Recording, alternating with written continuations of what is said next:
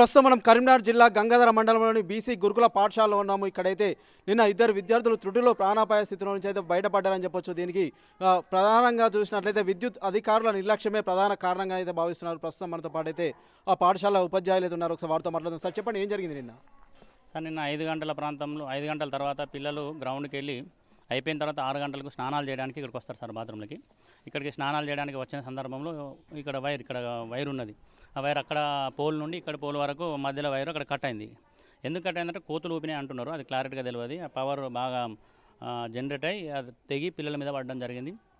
ఒక 2-3 పిల్లలకి ఇంజూర్ అయింది. ఇమీడియట్లీ ఇక్కడ పీటీ సార్ ఉండడం వల్ల ఇమీడియట్లీ ఆ పిల్లల్ని తీసుకొని గవర్నమెంట్ హాస్పిటల్ కరీంనగర్కి తీసుకొని వెళ్ళడం జరిగింది. నిన్న మేము అక్కడే కరీంనగర్లో వెళ్ళిన హాస్పిటల్ వాళ్ళతోనే ఉన్నాం. ఒక 6th క్లాస్ అబ్బాయి, ఒక ఆయన inter second year. 6th class అబ్బాయిని నిన్ననే 2 గంటలు ఉంచుకొని డిశ్చార్జ్ చేశారు. సెకండ్ ఇయర్ అబ్బాయిని ఈరోజు డిశ్చార్జ్ చేస్తారట. ప్రిన్సిపాల్ మేడం కూడా అక్కడే హాస్పిటల్లో గవర్నమెంట్ హాస్పిటల్లో ఉన్నారు ఇప్పుడు. ఓకే, అంటే ప్రస్తుతం అయితే కోతులు ఊపడం వల్ల తెగిపోయిందని చెప్తున్నారు కదా. అంటే దీనికి సంబంధించి ప్రస్తుతం కోతులకు సంబంధించి ఏమన్నా జరిగిందా? ఏంటంటే ఇప్పుడు ఇవైతే హై టెన్షన్ వైర్లు, ప్రస్తుతం కోతికి సంబంధించిన డెడ్ బాడీస్ అయితే ఉండాలి కదా. అసలు దీనికి సంబంధించి ఎలా చూడొచ్చు అంటారు? అసలు ఇక్కడ లేవు సార్, కోతులు అయితే ఏం కనవలేదు. అయితే ఆ విద్యుత్ అధికారులు వచ్చినప్పుడు అయితే కోతులు ఊపితేనే అట్లా జరిగిందని చెప్తున్నారు వాళ్ళు. ఓకే, అంటే కోతులు ఊపితే కోతి కూడా చనిపోవాలి కదా సార్? అదే సార్, మరి అక్కడ దీనికి సంబంధించిన ఆధారాలు అయితే ఏం లేవు. ఇక్కడ ఏం కనవలేదు మనకు. పిల్లలు కూడా అటు ఎవరు చూడలేదు కాబట్టి దాన్ని మనం అబ్జర్వ్ చేయలేకపోయినాం. ఓకే, ప్రస్తుతం వైర్లు చూసినట్లయితే చాలా కింద నుంచి అయితే ఉన్నాయి. గోడ ఎక్కితే అందేటట్టున్నాయి. అంతేకాకుండా చిన్న కర్ర పట్టుకున్నా కానీ అందేటట్టు ఉంది. ప్రస్తుతం అయితే వర్షాలు సైతం ఒకవైపు అయితే అధికంగా పడుతున్నాయి కదా. దీనికి సంబంధించి ఎలాంటి జాగ్రత్తలు తీసుకుంటున్నారు పాఠశాలకు సంబంధించి? సార్ మేము బిల్డింగ్ ఓనర్, ప్రైవేట్ ఓనరు, ఆయనకు చెప్పినాము. చెప్తే తను కూడా విద్యుత్ అధికారులతో మాట్లాడినా దాన్ని చేంజ్ చేపిస్తా అన్నారు. ఎవరు మేము వచ్చి 2 సంవత్సరాల నుండి అదే విషయం చెప్తున్నారు. మేము చెప్పినా కంప్లైంట్ చేసినా దీన్ని మార్పిస్తా అని అతను చెప్పిండు. కానీ అది ఇప్పటివరకు అయితే కార్యరూపం దాల్చలేదు సార్. ఓకే, అంటే దీనికి సంబంధించి ఏంటంటే ఇప్పుడు రేపు ఏదైనా జరగరాని జరిగితే ఇటు విద్యార్థులకు ప్రాణ నష్టంతో పాటు ఇప్పుడు ఉపాధ్యాయులు కావచ్చు, అంతేకాకుండా విద్యుత్ అధికారులు అందరికీ సైతం అయితే ఇబ్బందికర పరిస్థితులు అయితే నెలకొంటాయి కదా. మరి దీనికి సంబంధించి ఎలాంటి జాగ్రత్తలు తీసుకుంటే బాగుంటుందని మీరు భావిస్తున్నారు?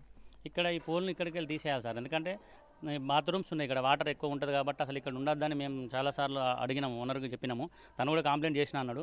ఇక్కడ వైర్ ఉండకుండా వేరే ప్రాంతాల నుంచి వైర్ తీసేస్తే బాగుంటుంది సార్. ఇక్కడ ఉంటే విద్యార్థులకు ఎప్పటికైనా ప్రమాదం. ఎందుకంటే గ్రౌండ్ ఉంది, పిల్లలు వాటర్తో ఇక్కడే ఆడతారు కాబట్టి చాలా ప్రమాదం జరిగే అవకాశం ఉన్నాయి. నిన్న పవర్ పోయింది కాబట్టి జరిగిపోయింది, లేదంటే చాలా ప్రమాదం జరిగింది నిన్న. ఓకే, అంటే ప్రస్తుతం ఇక్కడ పాఠశాల ఎంతమంది విద్యార్థులు ఉన్నారు సార్?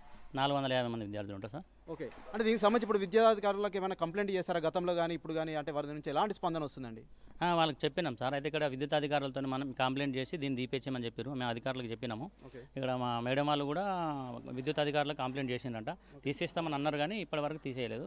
ముఖ్యంగా ఓనర్ కూడా చెప్పినాం. తను కూడా మేము డిగ్రీ కట్టిన దానికి సంబంధించింది షిఫ్టింగ్ కోసము. అది అవుతుంది, త్వరలో అవుతుంది అన్నాడు. ఇప్పటివరకు అది కాలేదు. ఇక అంటే ఇప్పుడు దాదాపు 2 సంవత్సరాలు అవుతుంది అంటున్నారు. ఎందుకు నిర్లక్ష్యం అవుతుంది అనుకుంటున్నారు మీరు? ఓనర్కి చెప్పినాం సార్, మేము కంప్లైంట్ చేసినాము. తీసేపిస్తా అన్నాడు. పక్క నుండి షిఫ్ట్ చేస్తే మిగతా ల్యాండ్ వాళ్ళు ఏదో అబ్జెక్షన్ చేసిన అన్నారు.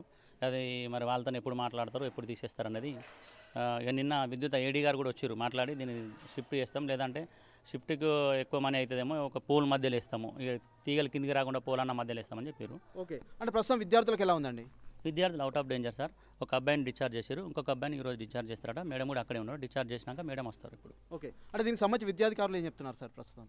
జాగ్రత్తలు తీసుకోండి, చూడండి. అక్కడ అంటే బాత్రూమ్స్ అన్న అక్కడికి వెళ్ళి తీసేసే ప్రయత్నం, లేదంటే పవర్ అన్న అక్కడికి వెళ్ళి తీసేయండి, ఆడ పెట్టకని చెప్పారు. అధికారులకు మేము ఇన్ఫార్మ్ చేసినాం సార్. ఓకే, అంటే ఎవరు వచ్చారు సార్? విద్యాధికారులు ఎవరు వచ్చారు, ఎవరు మాట్లాడారు ఇక్కడ? ఆర్సీఓ సార్, ఆర్సీఓ మేడం హాస్పిటల్కి వెళ్ళారు, ఈరోజు ఇక్కడికి వస్తున్నారు. ఓకే, నిన్ననే చార్జ్ తీసుకున్నారు మేడం, అందుకే నిన్న ఇవాళ వస్తున్నారు. నిన్న హాస్పిటల్కి వెళ్ళారు, ఈరోజు కూడా మేడం హాస్పిటల్కి వెళ్ళి ఇవాళ ఇక్కడికి వస్తున్నారు. ఓకే, గతంలో ఎవరు ఉన్నారండి ఇక్కడ ఈ ప్లేస్లో? అక్కడ గౌతమ్ రెడ్డి సార్ ఆర్సీఓ ఉండే సార్. నిన్ననే వెళ్ళారు, హైదరాబాద్కి వెళ్ళారు. మేడం కొత్త మేడం అంజలి మేడం అని చార్జ్ తీసుకున్నారు. మేడం ఇక్కడికి ఈరోజు వస్తా అన్నారు. ఓకే, ప్రస్తుతం మనమైతే చూస్తున్నాము ఇక్కడైతే కరీంనగర్ జిల్లా గంగాధర మండలంలోని బీసీ గురుకుల పాఠశాల అయితే ఉన్నాము. ఇక్కడ మనం చూసినట్లయితే వైర్లు అయితే పూర్తిగా కింద నుంచి ఉన్న పరిస్థితి అయితే నెలకొంది. ఇక్కడైతే దాదాపు 450 విద్యార్థులు అయితే చదువుకోవడానికి అయితే ఇక్కడికైతే వస్తుంటారు. దూర ప్రాంతాల నుంచి అయితే ఇక్కడికైతే చదువుకోవడానికి అయితే ఇక్కడికైతే వస్తున్న నేపథ్యంలో అయితే ఇక్కడ విద్యుత్ అధికారుల నిర్లక్ష్యం అయితే స్పష్టంగా కనిపిస్తుంది. ఒకవైపు అయితే కోతులు ఊపడం వల్ల అయితే వైర్లు తెగిపోయాయని చెప్తున్నారు. బట్ దీనికి సంబంధించి అయితే కోతులకు సంబంధించిన ఆనవాళ్ళు సైతం లేవు. ఎందుకంటే కోతికి సైతం షాక్ వచ్చే ప్రమాదం అయితే ఉంటుంది. బట్ ఏదైనప్పటికీ ఇక్కడ కోతులు అయితే లేని పరిస్థితి నెలకొంది. ఏదో ఏదో చూచాయిగా అయితే ఏదో ఒక విషయం అయితే చెప్పడం జరిగింది. ఏదేమైనప్పటికైతే విద్యార్థుల ప్రాణాలతో అయితే విద్యుత్ అధికారులు అయితే చెలగాటం ఆడుతున్నారంటే అవునని సమాధానం వస్తుంది. ఎందుకంటే ఇక్కడికైతే చిన్న చిన్న పిల్లలు ఉంటారు, వారికైతే ఇంకా ఏమీ తెలియదు. ప్రస్తుతం దీనికి సంబంధించి అయితే ఒక చిన్న కర్ర పట్టుకున్న సైతం అందే పరిస్థితి అయితే నెలకొంది. దీనికి సంబంధించి మరి విద్యుత్ అధికారులు ఎందుకు నిర్లక్ష్యం వహిస్తున్నారు అనేది అయితే కొంత అయితే తెలియలేని పరిస్థితి అయితే ఉంది. ఏదైనప్పటికైతే మేమైతే పలుమార్లు విద్యాధికారులు అయితే చెప్తున్నారు, పలుమార్లు అయితే మేమైతే విద్యుత్ అధికారులకైతే కంప్లైంట్ చేసినప్పటికీ సైతం వారైతే దీనికి సంబంధించి మరమ్మతులు అయితే చేయలేదు. ఇప్పుడైతే సంఘటన జరిగింది, ఒకవేళ దీనికి సంబంధించి పవర్ ఉన్నట్లయితే ప్రాణ నష్టం సైతం జరిగే ప్రమాదం అయితే ఉండేదని చెప్తున్నారు. ఏదైనప్పటికైతే ఇప్పటికైనా విద్యుత్ అధికారులు అయితే దీనిపై స్పందించి అయితే తగు జాగ్రత్తలు అయితే తీసుకోవాలి. పిల్లలతో ప్రాణాలతో అయితే చెలగాటమాడదని అయితే పలువురు అయితే కోరుకున్న పరిస్థితి అయితే ఉంది. మరి విద్యుత్ అధికారులు ఎలాంటి చర్యలు తీసుకుంటారో వేచి చూద్దాం. Over to studio.